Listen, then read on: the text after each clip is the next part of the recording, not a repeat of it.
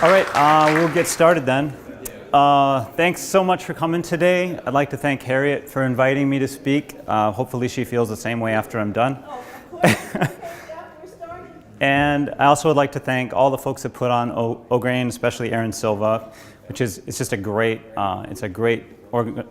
conference that started. And one of my favorite things that I get in my inbox every day is the OGRAIN listserv, where all these farmers are talking about different things that are happening and how we problem solve on our farms, and it's really, really educational. So thanks to all the people that are involved with OGRAIN and making this happen. So other thing I'd like to say is my name is Mac Ehrhardt. I'm president and one of the owners of Albert Lea Seed House, and I'm going to introduce my company here in a minute. But I also would like to say, please ask questions as we go. I think it'll be a lot more interesting. There probably are people in the room who know more about any of these individual topics than I do. So if we have some give and take, I think it'll make for a lot more interesting discussion. Okay, so yeah, I'm with Albert Lea Seed House. This company was actually purchased by my grandfather there, Lou, in 1923. He didn't start the company, he actually bought it from his father-in-law in 1923. And he actually dressed like that most of the days. He had a jacket and a tie on when he came to work, believe it or not, even when he was inoculating alfalfa. And he ran the company for many years, and then my father, George, took over the company in the 50s. My dad passed away last August after running it for many years, and he passed the company on to my brother and I. And so my brother and I theoretically run the company now. In reality, it's run by about 35 or 37 now really great employees. I'm hoping that if some of you have worked with our company, you would agree with me that we're really blessed with a great group of employees, and just want to give a shout out to them for the great work that they do. So we're still a family-owned company. Excuse me, I just want to check my notes. And as you can see from this picture where they're inoculating alfalfa, we have never been just a corn and soybean company. We've always sold alfalfa seed and clover seed and pasture grasses and cover crop seed even before we called them cover crop seed, right? And so because of that, because we always carried a wide diversity of seed, organic farmers were kind of our natural customers even before we began to focus on organic. We did get certified our plant got certified to clean organic seed in 1995. My brother Tom did that actually because he was in the amaranth business at that point. And then we decided, well, there's all these organic farmers and they all need oats because every year they plant oats in their rotation. So maybe we should try to grow some actual certified organic seed. So we actually produced some certified organic seed in 1996 with Ray Yokiel. I don't know if anybody knows Ray, one of the godfathers of organic in Minnesota, a great guy. Retired from the Air Force, kind of an unusual background for a organic farmer in the 90s. Anyhow, so we double certified some hazel oats on his farm. So he did the organic certification. We did the certification through Minnesota Crop Improvement Association. We got organic, double certified hazel oats, put them in our catalog, and that first year we had one customer. So it was a huge success right away. But we're dumb that way, and we kept hitting our head against the wall. And we think last year, about half the seed that we sold ended up on an organic farm. We're now fully focused on organic and non-GMO ag. In our own brand, we stopped selling traded seed 2 years ago. So our Viking corn and soybean brand is 100% focused on organic and non-GMO. So what I'm going to talk about today, to talk about selecting seed for organic systems, and I've got more slides than I'm probably going to get through, so I'm probably going to buzz through some of my slides really quickly. Some practical things, some general topics on breeding and selection that I want people to give some thought to, and then I am going to talk about some species by species selection considerations. So the first thing I think you need to think about, and this is kind of 101 stuff, but it doesn't always occur to people because we do, as someone who picks up the phone at the seed house, we get calls on things that kind of don't make sense, right? So you can see this list of questions that I've put up here. Obviously, we know we can't grow cotton in Wisconsin, but even something like winter barley, right? Is that really well adapted for Wisconsin? At this point, I would say no. I wish that it was. Dr. Kevin Smith at University of Minnesota is breeding winter barley, and I think we will have varieties that are winter hardy. But right now, it seems like maybe 1 or 2 out of every 5 years it's winter hardy, and the rest of the time it winter kills. So I think you need to ask yourself these kind of basic questions. Hard red spring wheat is obviously adapted, but can you sell it in Wisconsin? Because most of the market pull in Wisconsin is actually for soft red winter wheat.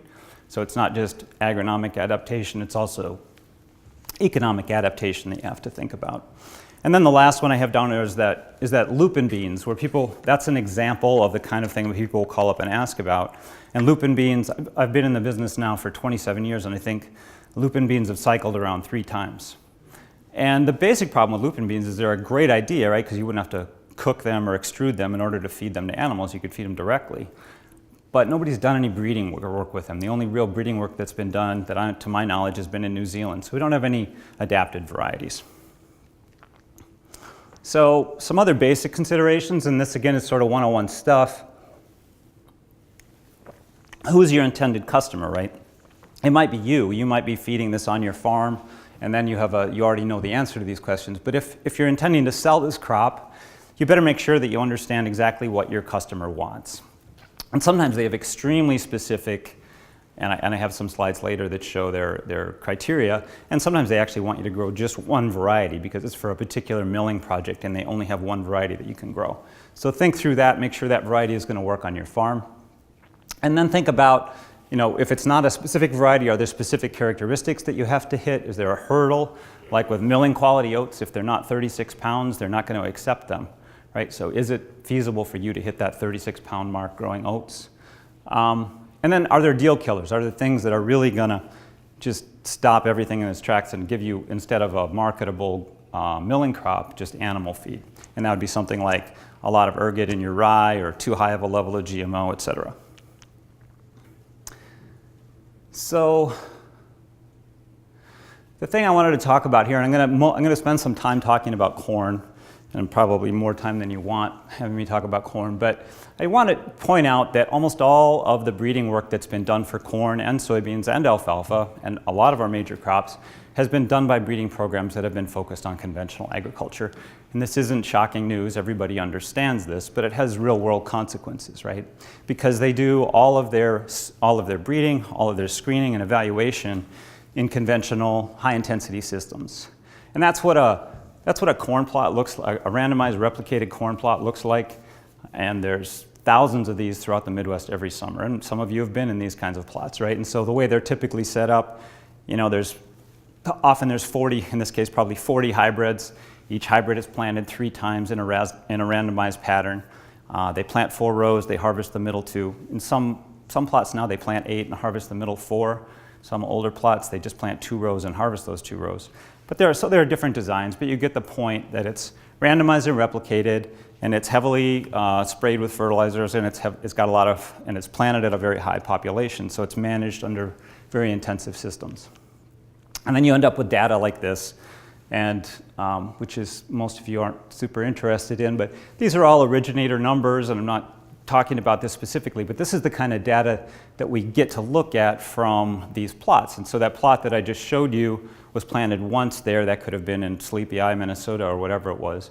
But that same exact set of corn hybrids that was randomized and replicated could have been planted 12 times or 40 times in different locations around the upper Midwest.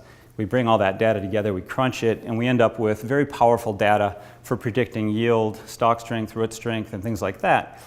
But it's got a big weakness. I mean, it's very powerful data in one sense because it has reduced the variability that you see in strip plots on your farm, right? So if you just plant 10 hybrids, 8 rows, a quarter of a mile long on your farm, you get a pretty good idea of what that hybrid looks like on your farm, but you have a lot of field variability. Maybe there was an old field road. Maybe someone overlapped the manure application. Maybe you had a big problem with cocklebur or another weed, right? And so that variability that you get on that strip trial in your farm is completely taken away in that randomized and replicated environment, right?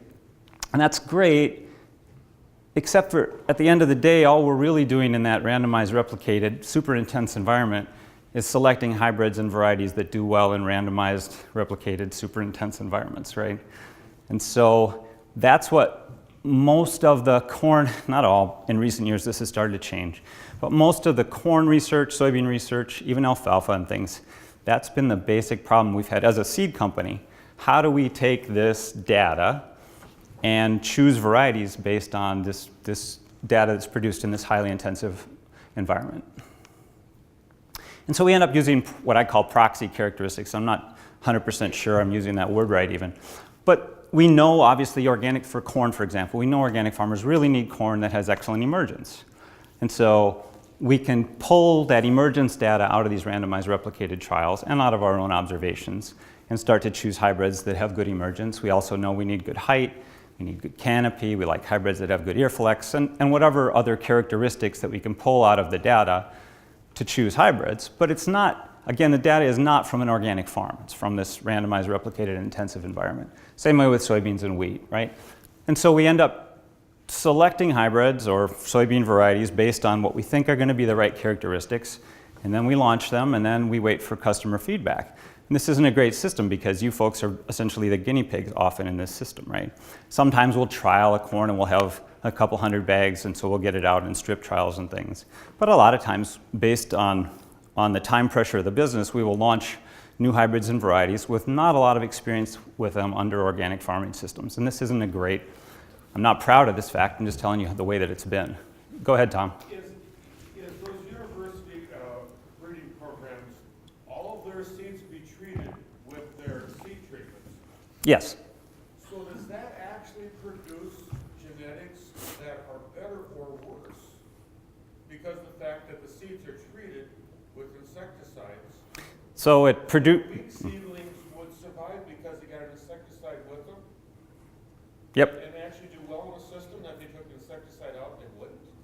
I don't know if everyone heard the question. He's asking if these randomized replicated plots that, by the way, are not just university, in fact, 99% of them are privately run, right?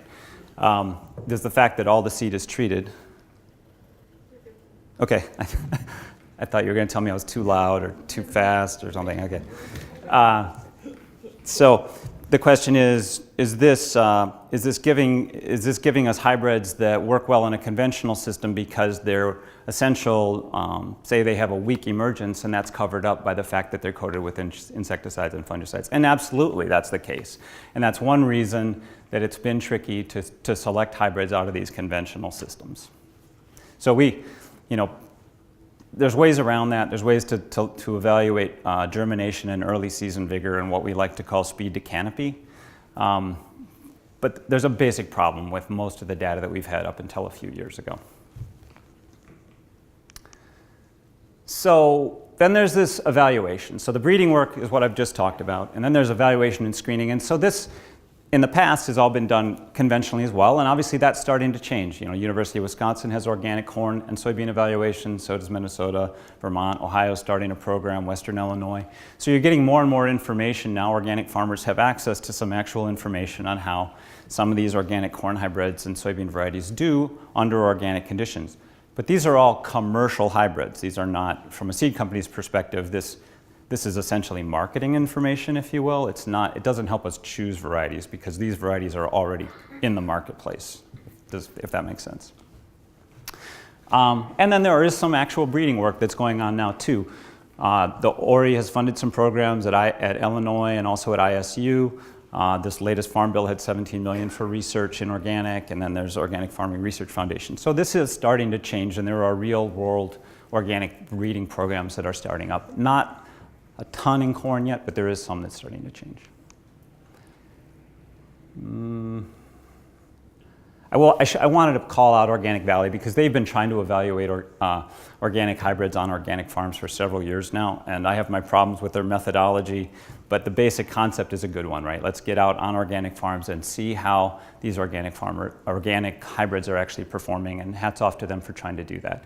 We ourselves are getting into this space, and so we're not the only ones. Other folks are doing it at the seed company level and also at research level at universities and so forth. This is Sarah Pearson, and I think they're in Wesley, Iowa. Do I have the town right, Carl? So Sarah and her husband Bob were researchers for Pioneer, and they have a small organic farm in northern Iowa, and they started talking to me about 3 years ago and said, hey, is there any way we can use our research knowledge to do work on organic varieties? And we flirted for a while and tried to figure out how that might work, and then we finally took the plunge, and we bought this old-fashioned cone planter. Some of you may recognize it. We bought a nice little front wheel assist with RTK. We bought a plot combine with a corn head and a bean head and a cultivator and a trailer and a truck to haul the trailer, and pretty soon I felt like I was farming, right? So we've invested all this money, which is great, and that's Sarah, who's a wonderful person to work with. And the goal of this is to actually start to screen these things on organic farms. And so 2018 was our first year, and we had 4 replicated organic soybean trials, 1 in Iowa, 2 in Minnesota, 1 in western Wisconsin. And so the idea was, okay, well, let's get out on organic farms, plant an actual replicated research trial, control for weeds as best we can, and see what happens. We lost one of the locations due to weeds, which is a thing that happens. We also had 2 different organic corn evaluation trials. It was our first year with corn, and so we did it only at 1 location, and we did the classic 4 harvest, or plant 4, harvest the middle 2, and then we also did a plant 8 rows, harvest the middle 4 to see which one was going to work better. And we also did a randomized replicated trial on an organic farm to evaluate seed coatings, because there's a lot of interest in how seed coatings might help corn get out of the ground, how it might help the plant be healthier throughout the season. And so all the research that we did with Bob and Sarah and this equipment that we bought was all done on organic farms. And so it's a small program. I don't want to pretend like this is some earth-shaking enterprise, but it's a big step for our company, and I think this is the kind of thing that we're starting to see pop up around the country, where people are starting to want to do more and more of this kind of research on organic farms, because guess what? These hybrids and soybean varieties perform differently on organic farms than they do under this, as you know, to Tom's point, than they might under conventional management. So so this is our first piece of data. It's pretty exciting for us. So this is a randomized replicated organic soybean plot from their farm in Wesley, Iowa. And we were super excited to get it back and just see, hey, what happened? And some things it confirmed. Okay, we knew Iowa 2104 was a terrible yielder. Yeah, it finished last. We knew Viking 2188 was a real good yielder, and it doesn't stand very good. That confirmed things we already knew, so the trial was working. And then we learned things like, hey, guess what? This new variety, it's actually not a new variety, it's an older variety from Schillinger that we relaunched, which organic farmers had told us, this variety really likes organic ground. And we had given up on it because in our research trials, it never really did that well. But our research trials were all conventional at that point. Well, guess what? It won the plot. So all those organic farmers that told us it was a great variety, they were right. And now it's borne out in this trial. So kind of exciting for us to see this happen. And this is a corn plot. I'm not going to go through this. Just we're learning a lot. So when we do these trials on organic farms, we don't just get data, right? We don't just get yield A, moisture A. We get all this observational data as well. So we get to see, okay, this one has a stalk problem. This one has a problem with ear mold or whatever it is. All right. So now I'm going to launch into wow, time is flying by. Species by species considerations. So again, this is some of the same things I talked about before, and I'm going to slide through these pretty fast because this is the same stuff. So again, ask yourself, what does my end user want? If it's you know the answer. If it's a specialty buyer, you might have to think about whether the hybrid they want you to plant is going to work on your farm. If they want you to plant conventional seed, is your certifier going to be okay with that? Because guess what? The National Organic Standards Board is starting to tighten that loophole, and you're not going to be able to plant conventional seed forever. They're even asking the processors now to be involved to show continuous improvement in the use of organic seed. I am going to spend a minute about GMOs because I know it's such a big deal for folks who produce organic grain, because if you haven't hauled a load of corn in and had it rejected, you certainly know somebody that's happened to, right? And so I want to remind everybody, this is the actual language from the National Organic Program rule. So GMOs are an excluded method, right? And they're defined as an excluded method, and they're not allowed. However, the NOP standard is a process-based standard. There's never been a threshold that would allow, or a tolerance level for AP, which stands for adventitious presence of GMO. That may be changing, and Harriet and I were talking right before this meeting. She's been working hard on a proposal called Protecting the Genetic Integrity of Seed Grown on Organic Land. And the basic concept there would be to force seed companies to be transparent about the level of GMO in the seed that they're selling, so that farmers know when they buy the seed, they know how much GMO is in that seed, which I know farmers would really appreciate. Several seed companies, including ours, have been have been trying to do this for a while in various ways. I'm going to talk about that. The non-GMO project verified label I put up there, and I know it'll rankle some people in the room, but they have been, frankly, driving the thresholds in various products. So if you can read that in the room. So the seed threshold for the non-GMO project is 0.25, and then the human consumables like corn chips are 0.9. And if you look at actual allowed levels from these different buyers, Caston, Synopta, Schooler, you can see that they actually largely correspond to the level set by the non-GMO project. So like that label or not, they've had a big impact on how end users think about GMO in the marketplace, right? And by the way, these thresholds were shared with me by Synopta and these other companies. These are about a year old now, so I don't take a picture of this and think this is exactly what they are right now. So what seed companies are doing, and I don't want this to seem like an advertisement for my company, I just wanted to tell you our approach. We recognize that farmers were having loads rejected and that many of them suspected the seed, and sometimes that suspicion, frankly, was justified because they were getting seed that had GMO in it, right? And we thought, well, how do we handle this? Because we're not going to put a tag on every bag that tells you that it had 0.37%, GA21 and 0.25% Mon 810 or whatever.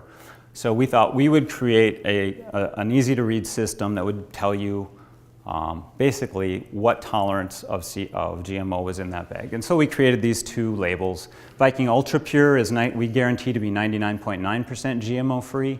Viking Pure Seed we guarantee to be 99% GMO free. And then Viking Seed that doesn't have one of those two labels doesn't have a purity guarantee, right? So essentially we have three levels of seed, if that makes sense. But these are the two primary ones that we sell. And how do we get there? We get there through testing the seed that we plant, and now in recent years we've actually started to purify the seed that we are planting, the foundation seed that we plant. And then we obviously have to do we have to do isolation, and then we have to test the heck out of it, right? And so our ultra pure seed is all grown, at this point, all of our ultra pure corn, not our ultra pure soybeans, but our ultra pure corn is all grown in France. And it's not that we could never hit that 99.9 threshold in the United States, it's just that we couldn't do it consistently enough to make it an economically viable label. And that's why at this point, all of our ultra pure seed is grown in France. And this is just a test showing, if any of you ever talked to Brian White on the phone, that's Brian White's handwriting there telling me how much the test costs. So we test every single seed size with real-time PCR testing. And you can see, if you can read it, I don't know, we got a non-detect. And frankly, every single seed lot that we've brought back from France so far has been non-detect. So we've had really good success there. There's a weakness with our pure and ultra pure, and that is that pollen can blow in from neighboring fields and contaminate your crop, right? And so that's definitely a weakness. It also can be contaminated through commingling, and that could be the case for any grain. And by the way, we're using this label now on soybeans as well, and we are working to launch our first ultra pure alfalfa in probably commercially available in 2021, or 2021. Blue River, and thank you to Blue River for sharing these slides. So Blue River has taken a different approach. They have what they call pure maize. And pure maize is a genetic construct that essentially doesn't allow foreign pollen to pollinate that corn plant. The corn plant can basically only be pollinated by itself or by its genetically identical neighbors. And so pure maize was introgressed into modern corn germplasm by Dr. Scott Johnson, who's one of the owners of Blue River Seed. And they've worked really hard on this, and it's an amazing thing if you've ever seen it in action. The technical term, I believe, is gametophytic incompatibility for those science nerds in the room. And basically, it just excludes alien pollen. So what you see here is they had the original isoline of the corn was 70R50, and then they, after several years, introgressed this genetic construct, which is not a GMO, it's a naturally occurring genetic construct. It's not the one that's found in popcorn, for those of you who know about popcorn, but it's similar to that. Anyhow, so they planted these two side by side, and then they dusted them when it silked, they dusted that corn with Hopi blue corn pollen. And you can kind of see the result. We sort of have a bright screen here, and I have another slide to show you in a minute. But basically what happened is The non-pure maize corn got cross-pollinated by the Hopi blue corn pollen, and the pure maize corn did not. So it absolutely works almost all the time. And they also have taken the extra step of making sure that the original lines are non-GMO. So when you plant pure maize, you can be sure that the corn seed itself has very low levels of GMO in it. I think most of their, I don't know if there's anybody from Blue River in the room, but I think most of their pure maize hybrids are non-GMO project verified. So it's a great system. Like everything else, it's got its limitations. Its main limitations is it takes a long time and takes a lot of money and manpower or people power to make pure maize, to get pure maize introgressed into genetics that farmers would want to plant, right? Because it has to yield, it has to stand, it has to have good dry down, it has to have good test weight, it has to have good emergence, it's got to be tall, it's got to have good canopy, it's got to have all those things that farmers want when they plant corn, and then it also has to have the pure maize construct. And so I looked in their catalog this year, and I think they have 5 pure maize hybrids this year. So obviously, you know, there's a limited number of them. It's a great system. And the surprising thing to me, this has really not been, to my knowledge, unless something has changed, has not been picked up by a major food company and made into a big deal. Because to me, it makes total sense for a food company that's targeting a non-GMO audience or a non-GMO consumer. Pure maize makes a lot of sense. All right, so off of GMOs, finally. Spend way too much time talking about GMOs as far as I'm concerned. It's one of the least important things about organic agriculture, but it is very important to consumers and we have to pay attention to it. So these are the things that you normally would think about when you're thinking about corn, planting corn, right? Maturity is probably number one. You gotta make sure it's the right maturity. For organic corn, that emergence and early season growth is extremely important. Height and leaf angle, again, that's a shading thing that we have to be concerned about. And then the rest of these kind of follow from there. They're sort of standard corn things. This is the map, a maturity zone map of corn, and this is an older conventional map, but it actually fits organic maturities now pretty well. If you, my slide got cut off there. But if you could see where we're sitting right now, it's recommending 95-day corn, and really, I think, you know, a lot of people in this immediate area would probably be happy to plant 100-day corn organically. But that's the way corn breeders think about the maturity map in the United States for corn. This is our actual selection criteria for organic corn. And we wrote this up to make sure that when we're choosing hybrids, we have these at the front of our mind. And if you'll notice, yield comes number 3. Not everybody in the room is going to be super happy to see that yield comes number 3. But we feel like if you don't get a good stand of corn, the 250 or 300 bushel yield potential that you might get with the very highest yielding hybrid, you've already lost that because you don't have a good stand. So emergence and early season vigor is number 1 for us. And then we also think it has to be a hybrid that's widely adaptable to different planting populations and different kinds of environments that organic farmers will put it on. Producibility, I'm going to talk more about in a minute. And then the rest of them are kind of standard corn company stuff. As a seed company, we have to think a lot about the availability of untreated inbred seed, because when we produce a hybrid, we have to plant a male parent and a female parent, right? And those don't just, you can't just go to Quick Trip and buy those. You have to go to one of the major corn breeding programs, and there are some smaller corn breeding programs as well, and license these inbreds and plant them. And I'm sure most of you know that over 95%, I think I'm right on the number, 95% of the corn germplasm in the world is owned by about 5 companies. And they're companies that are not especially friendly to organic agriculture, or at least historically have not been. And so a lot of the corn germplasm out there is simply not available as untreated seed, so we lose the opportunity to produce those hybrids. Now, that has started to change. We've seen some doors open. We've seen some new genetics coming out over the last 3 years, and we've got some great new hybrids coming, or that we've launched as a result. But historically, that's been a problem. So that's a big thing. Can we get untreated inbred seed? Can we produce it? Because you have to grow it on an organic field as well. And those inbreds tend to be extremely low vigor and short and not very competitive with weeds. And then finally, we have to worry about the GMO content of the seed. This is a slide, Harry had seen this one before. So this is a couple years old, and the raw numbers would change, but the proportions would be about the same. So if we imagined all the available corn germplasm in the world, all the different male and female inbreds that might be available, the vast majority of those are going to have a trait in them, or they're not going to be available for organic farming production at all. There's a smaller chunk that's available that's non-GMO, that doesn't have any traits in it, and then a very small sliver of that we can access that's also untreated. So non-GMO and untreated is a pretty small sliver of the available corn germplasm. And one of my concerns is that as we write the rules, and if we were to establish thresholds that put a very tight restriction on the amount of GMO that was allowed in seed corn, for example, we would have fewer and fewer hybrids available. And that's ultimately not good for farmers. So we have to balance the need to meet the demands of consumers for non-GMO product and the needs of farmers to be able to grow corn that meets the needs of whoever they're selling their corn to, school or SunOpta. But we also have to give farmers options because we don't want to end up with just 10 hybrids for all the farmers in the United States. So we have to kind of balance those things when we're developing policy. All right. Finally, we're off of corn. So this is Jonathan, I love this shot. This is taken last summer at Jonathan Olson's farms. Anybody know Jonathan in Cottonwood, Minnesota? Great guy, really good organic farmer, wonderful person to work with. We've grown seed with him for many years. This is a seed production field. Can't remember the variety right now, but this was taken last summer and I just love that shot. So again, same thing. If I'm going to grow soybeans, I want to think about my intended market. And if it's food grade, you know what you're going to plant because the buyer's going to tell you. If it's animal feed, you just want to grow the best bean you can, right?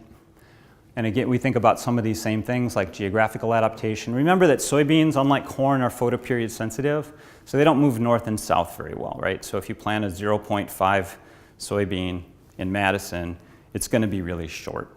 And it's going to be short not just because it's maturing earlier, but because it's actually it's anthropomorphizing it, but it's confusing that soybean to drag it this far south out of its natural zone.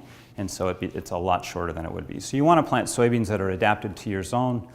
And then you want to think about these other things. For organic farmers, typically disease is much less of a problem than it is for their conventional neighbors because most organic farmers have longer rotations and fewer disease problems for soybeans. There are some diseases that you would have to worry about like white mold and Phytophthora root rot, and so you want to think about that when you do your variety selection.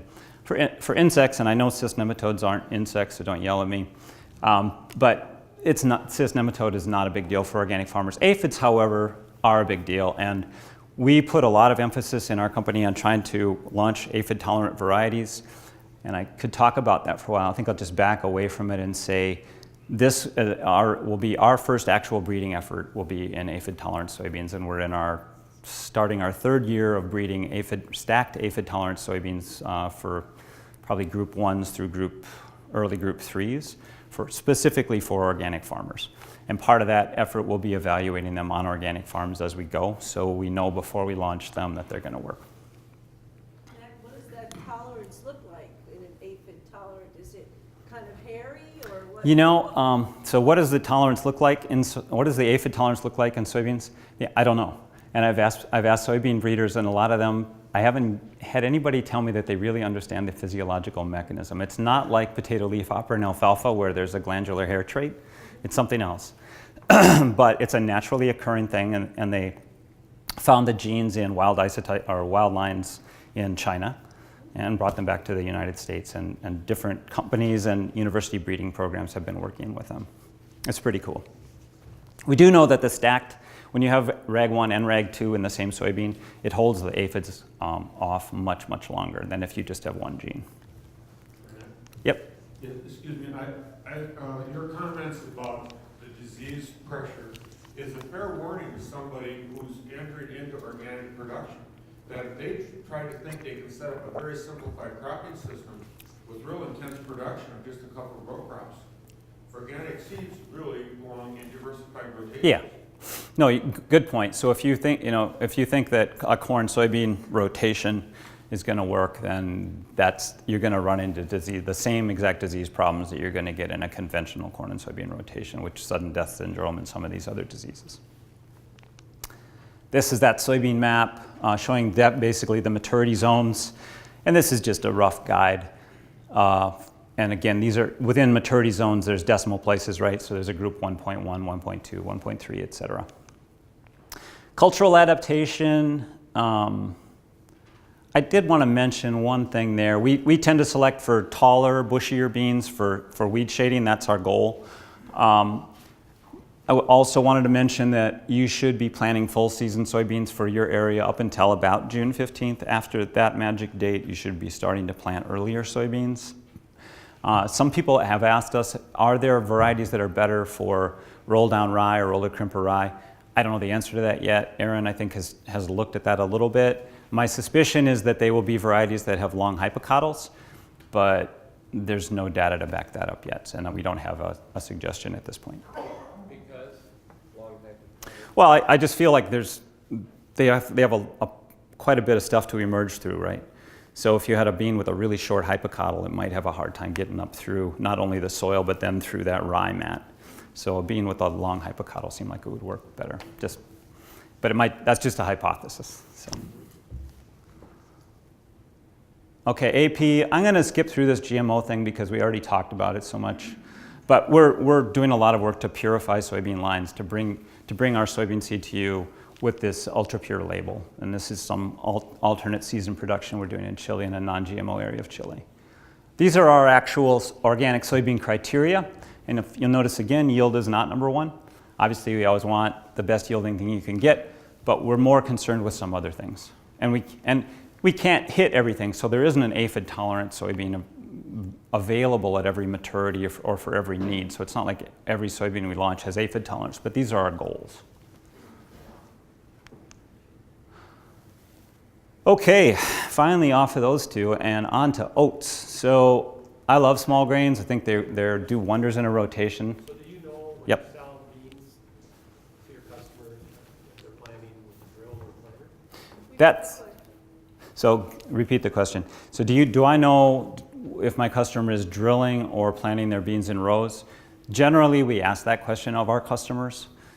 But in general, for organic soybeans, when we're selecting them, the vast majority we're selecting are taller, bushier beans that are well adapted to wide rows. It doesn't mean they couldn't be drilled, but we're not selecting for drilled beans for organic at this point. Does that answer you? Are most people planting them rather than drilling? Yes. Yep. The vast majority of are most people planting? Yeah. The vast majority of the organic farmers that we work with are in 30-inch rows on their beans. Other questions on soybeans or corn? Okay. So these are sort of your standard oat selection criteria. Test weight might be number one if you're trying to sell to a miller. I would argue if you're trying to sell to a miller, you also should be really concerned about crown rust resistance, because if your oats get crown rust, then they're going to not only yield less, but they're also probably going to be lower test weight. I thought this was kind of a cool map. Margaret Smith found this map, and these are the actual planted acres of oats in the United States. And that sort of was heartwarming for me, just to see that, yeah, we still do plant a lot of oats in Wisconsin and Minnesota. I always like to remind people that it was in 1950 we planted 6.5 million acres of oats in Iowa.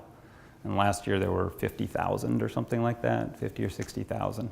So it's kind of gone away, but it's starting to come back. One driver of that is that the millers for many years only bought, like all the oats that they milled for oatmeal and granola bars and whatever, all of them came from Canada and Scandinavia.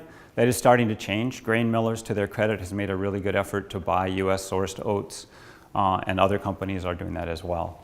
But historically, in recent past, all the milled oats have been imported. And these are just planted acres. A lot of these acres are going to be chopped or turned into forage somehow. So my basic question for people that are planting oats is, are you underseeding them with alfalfa? Because if you are, then the most important factors are lodging resistance, early maturity, and height, right? Because your alfalfa, at the end of the day, your alfalfa is really more important than your oats, because it's probably going to be there for at least 2 years, maybe 3. So you want to make sure you get a good stand of alfalfa. If you're cutting the oats off for forage, that's a different selection criteria, then you might change it up. But if you're actually going to try to harvest the oats, lodging, maturity, and height are the most important. And I've listed some varieties there, some current varieties that I think are really well adapted for that. Most of which are available organically, probably not saddle. Not sure about Antigo. Is it Antigo or Antigo? Anago. Anago, okay. Thanks. I've been trying to learn that for a while, and here I finally am in the place where I can get the answer. Okay, and if you're not underseeding them with alfalfa and you're selling them to a miller, then test weight is number one. If you're just going to grow them to feed on your farm, test weight is somewhat less important, and probably yield is number one. Crown rust resistance is super important in that. And I've listed several varieties that would be good for that. There are other varieties available, but these are the ones that sort of rise to the top. If you look at the yield trials, this is the grain miller's spec sheet. You can see here it's confirmed that, yeah, they would like 38-pound oats, but they will not accept them below 36 pounds. So most of the people that grow oats are aware of that magic number. And these are some of the other things that they're concerned about. I'll stop there if people want to take a picture of it or look at it. Grain Millers was nice enough to share this information. A lot of people taking pictures of that. Okay, I'm running out of time. If you do look at trials, I suggest that you look at more than one. The data isn't always right, or it can be contradictory. You know, ask other people in your neighborhood what oat varieties have been working. Obviously, if you're going to sell it to a miller or someone else, you'll ask them what varieties they like. If you need to find these oat trials on our website, Chauncey in the room? Chauncey Stanton has put all these. He's got all these yield trials on our website, so you can just, instead of Googling the University of Minnesota oat trial, which is frankly sometimes hard to find, you can just go to our website, go on trial data, and then we have all these different small grain trials listed. Plant your oats early, and I'm hurrying because I'm trying to get to hybrid winter rye. But everybody knows this, and I know Mother Nature doesn't always allow it, but if you can plant your oats early, it makes such a huge difference, not only for yield, but also for test weight. So plant them as early as you possibly can. This is a great shot. The Dave Weisberger, I think this was taken by Dave Weisberger, who was at ISU, now is with Practical Farmers of Iowa. And these are 3 different planting dates of the same variety. And you can just visually see, I'm hoping that it's not so bright that you can't make it out, how much, it's not only that these are more mature, right? There's going to be a lot more yield there, and there's going to be a lot more test weight there. So planting those oats early really makes a difference. All right, who recognizes that guy? He's in the audience today, Tom Franzen. Does anybody know what he's standing in? Hybrid rye, yeah. So I am jacked up about hybrid rye. It's to me, after 27 years, it's the product that I'm the most excited about that we've ever had. And the reason I'm super excited about it is I feel like it has the potential to offer a real rotational alternative for farmers from which they can derive income. And this is for conventional farmers as well as organic farmers. Organic farmers have some other options with marketing. But why is it such a big deal? Number one, the reason it's such a big deal is because it yields 2 to 3 times what our non-hybrid rye varieties yield. Probably not 3 times most of the time, but it easily yields twice what our regular self-pollinating rye varieties yield. It also has much lower ergot, and there's a technical reason for that I won't go into because I don't have enough time, but it's not ergot proof. It can still get ergot, but it's going to be much lower in ergot than all the other than the non-hybrid ryes. In terms of that phrase, I really don't like ecosystem services. Everything oats do, hybrid rye does better, right? Because the roots are in the ground from the fall all the way to the spring, and then all the way through harvest, which is happening in July. So you're getting all that soil biological activity. You're also getting some very interesting weed control. So it's in terms of ecosystem services, it's just a huge win. Unfortunately, we can only drink so much whiskey, right? At least most of us. So there's a limited market for rye. So the only way that this actually becomes a game changer for farmers in the United States is if we can integrate it into animal rations. And this has been done. In Europe, they feed, if anybody's traveled to Europe and you've been there in the winter or in the fall or early spring, you'll see lots of green fields. And not all of them, but a lot of those fields are actually rye because they've integrated rye into their animal rations there in a big way. And I could spend time and explain why that is. But the fact that my major point is that it's just working, right? They are integrating rye into animal rations, and it's really changing the landscape. It's not just a cover crop anymore, it's an actual crop. KWS, which is the German company that we sell their hybrid rye, there's another company out there that has hybrid rye as well. KWS is spending a lot of time and energy to prove to folks in the US that we can use rye in swine. And so they're funding a 4-year study at the University of Illinois on that to figure out how much rye you can feed to swine at different stages of growth, how much of it can be incorporated into animal rations. Is there any possibility for poultry as well? Yeah, and that would probably be, the question is there any possibility for poultry? And you have to really be careful with ergot there, and there's probably at a lower, probably at lower feeding levels. But yeah, they can definitely be integrated into other animal rations as well. Swine seem like the easiest entry point, and that's why they started there. So is there like a protein thing then? Is that why it's good for feeding? I don't want to, so the question is there a protein issue with rye? Yes, it's lower, it can be lower in protein, but, and I'm not a feeding expert, so I don't want to try to answer your question directly, but I will say, maybe Tom wants to address that. Yeah, real quickly, if protein amino acid profiles actually tends to be better than corn with a little lower energy.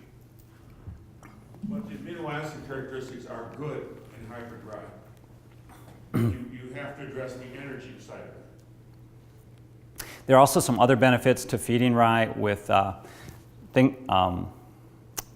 the fiber element of the rye is really good for the animal's digestive system, and there's some evidence that by integrating rye into a ration, you can reduce antibiotic use.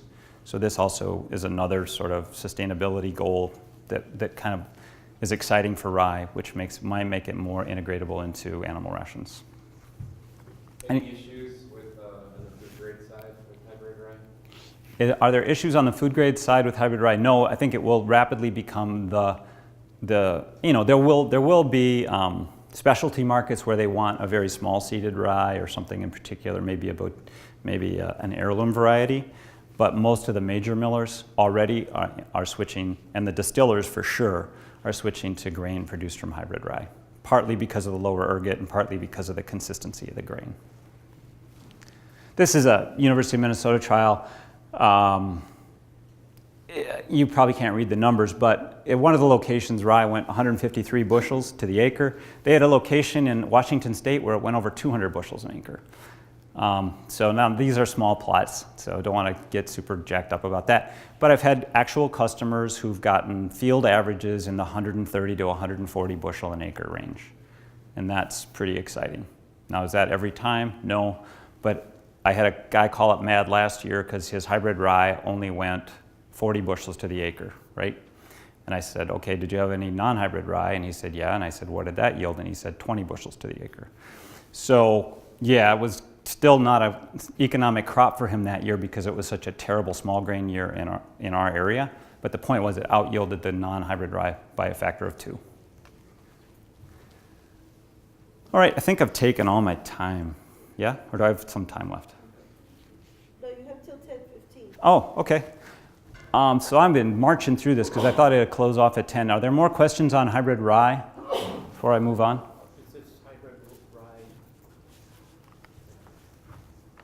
this hybrid rye shorter? Yes. So hybrid rye is much shorter than the non-hybrids. It's also much better standing. It looks more like a wheat crop. And earlier maturity?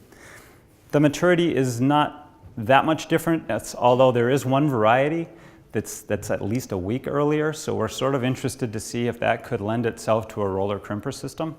And that's, I think actually, you planted one this year, one of the hybrid. I think it's Pro-Power. ProGas or ProPower? I think it's Pro-Power. Yeah, so it's actually a forage variety, not a grain variety, but in trials that we've seen, it heads out about a week earlier than the other available ryes, which would be exciting for a roller crimper system. So, we'll see. Tom? I think it'd be good maybe to mention that it truly is a different plant. And if you would take the grain that you harvested and planted, it's just like corn. You will not get the same plant as you planted. Right, so it is a hybrid. So there's intellectual property around the seed and you're not allowed to save it and replant it. So there's some farmers who think, oh, I can just plant hybrid rye, I'll get 150 bushels an acre, and then I'll have a whole bunch of cover crop seed to sell. That would be illegal. The other thing is it's not going to be the same because it is a hybrid. When you replant that F2 seed, it's going to be different than the original hybrid seed, and it really gets weird in the F3 generation. It's like very different in maturity and height. It just goes all over the place. Question? hybrid rye, does that have the same allelopathic effect as the regular rye? So does hybrid rye have, everyone heard you because you have the microphone, right? So, so there's no hard data on that. Does it have the same allelopathic effect as non-hybrid rye?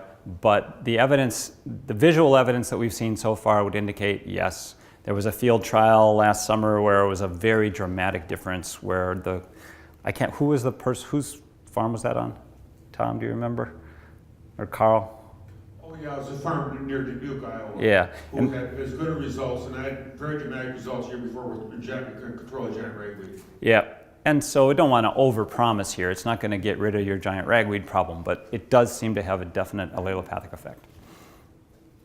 Is there any fertility requirements? Are there fertility requirements? Sure. If you want to grow 150 bushels of hybrid rye, you're going to have more fertility out there, absolutely. So it's still going to be a much lower input than a corn crop, right? And it's got a whole bunch of other things going for it because you're planting it in October. But yes, you're still going to have to fertilize to get that kind of a yield. It's going to have fertility. Question? Will it tiller with additional chili nitrate in the spring? Well, the question was, will it tiller? Yeah. So the tillering, and Margaret may address this too, the tillering seems to be pretty strongly correlated to the planting date in the fall.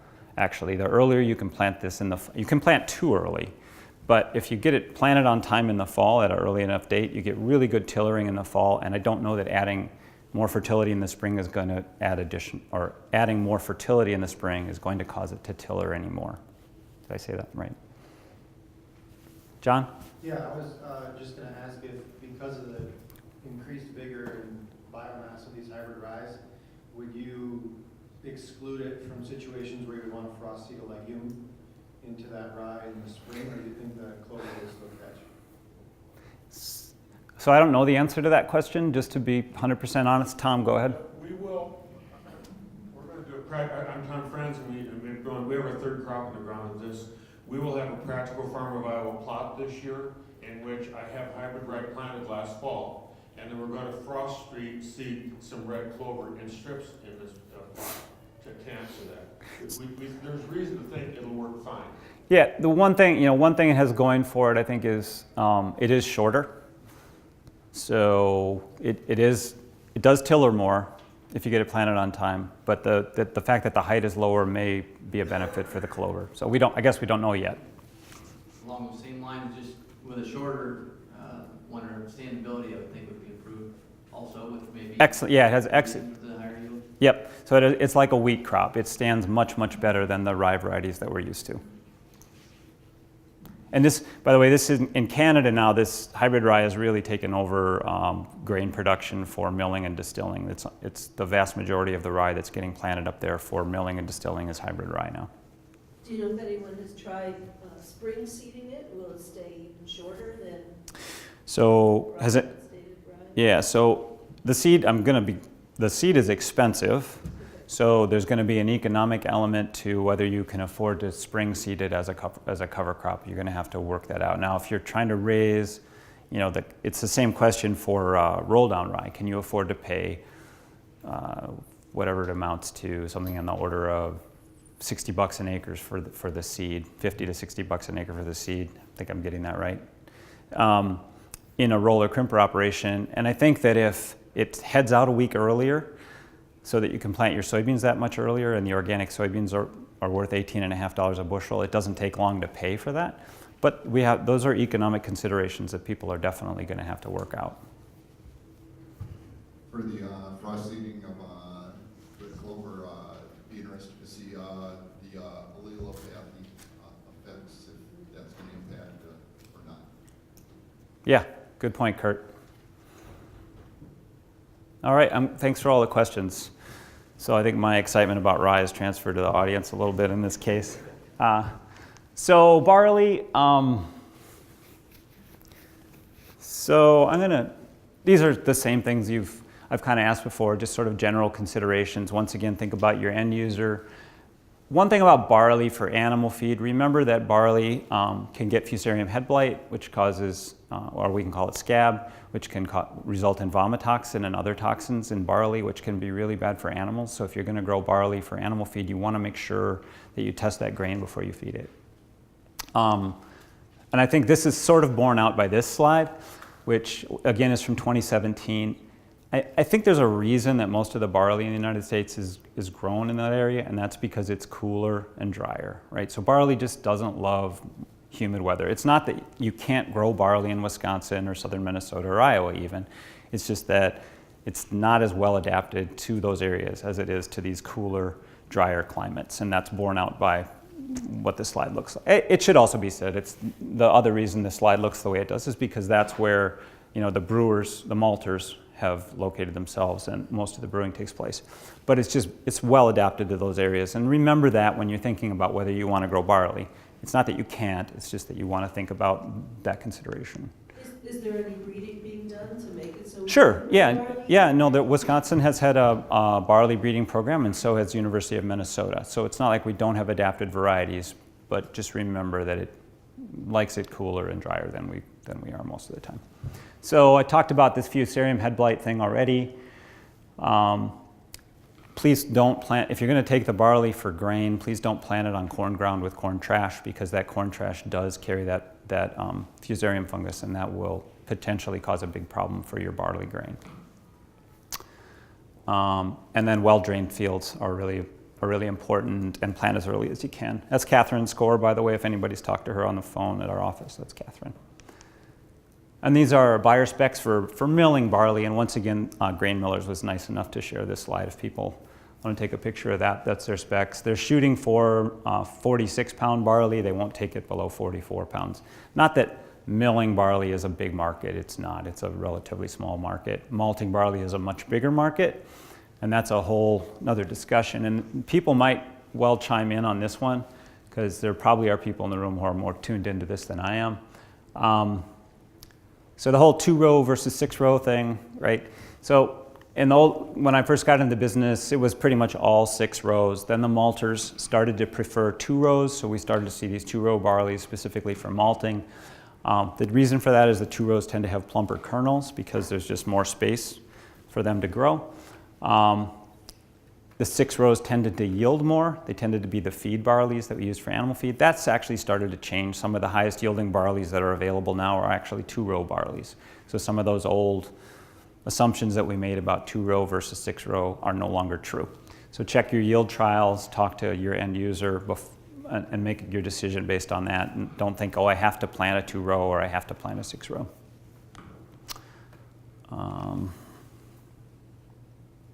Does anybody have any additional comment on 2-row versus 6-row? John? No?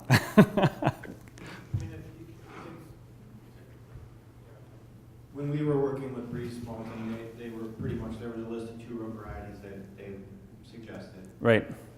Pinnacle was the one that we grew. Right. Had success with. Yep. Southwest Wisconsin. Pinnacle is a good variety, good yielding variety. ND Genesis, I guess I have a slide here with some varieties on it. So again, think about scab tolerance, especially in this area, southern Minnesota and Wisconsin and Iowa, think about that. Lodging resistance is just a normal thing that you always have to consider. And these are, I listed 3 2-row varieties. Conlin is an old 2-row that used to be popular and still is popular with some smaller malters. Some people don't like it as well. I had a customer mad at me last year because his Conlin got rejected. The thing about Conlin is, and the reason I still list it up there, is if you look at the scab ratings, it still has the best scab rating of any barley that's available. So that's a big deal. Quest is a high-yielding 6-row. There are other ones as well, like Rasmussen and Lacey. We like Quest because it has better scab tolerance. And you can go same website and look up the barley yield trials. All right, I got a little bit. Actually, that is. Guess I'm still going. All right, so wheat. What's the coolest wheat slide I got? This is a slide Margaret Smith put together, and I stole from her. And this is kind of interesting because when people say wheat, of course, there are a lot of different kinds of wheat, right? Durum wheat, hard red spring, hard red winter.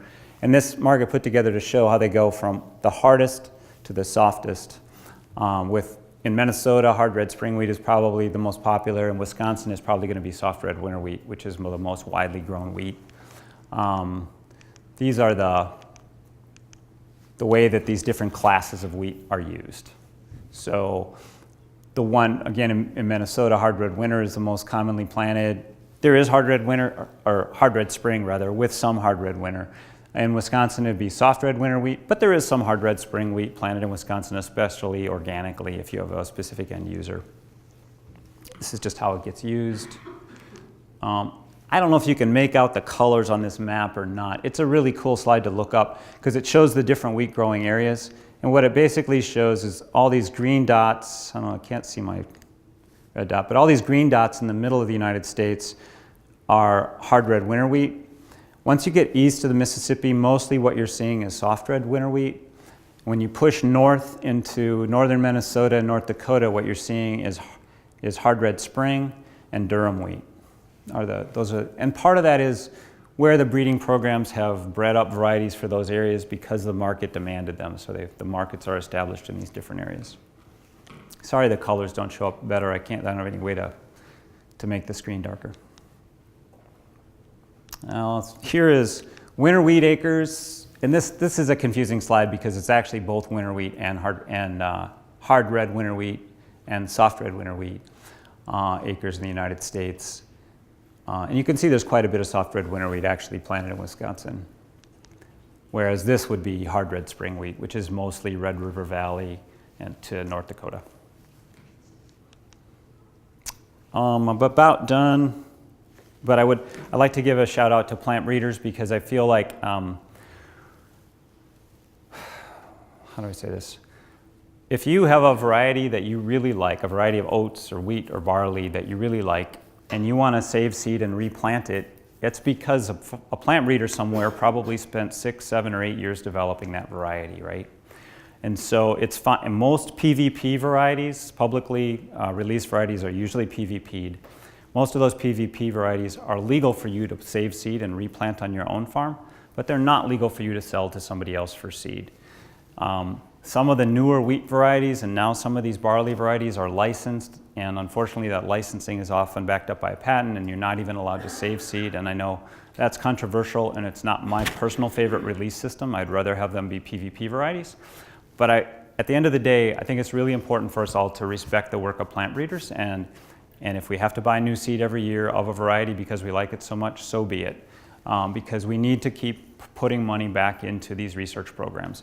This is Dr. Kevin Smith. He's breeding barley at the University of Minnesota. He's working hard on coming up with a winter barley that will be winter hardy that we can use in Wisconsin and Minnesota. That's Melanie Cafe in South Dakota. She came up with Sumo oats, a great oat variety for organic farmers. And we need to respect the work that they're doing and pay our royalties and buy new seed when we should, so that we're funding these breeding programs. Our little company last year, we paid $1.2 million in genetic royalties, and that's not for any traits because we no longer sell any traits in our brand. And we're happy to pay those royalties because we want to fund these breeding programs because they're the breeding programs that bring us the new varieties. Good, that's it. Thank you.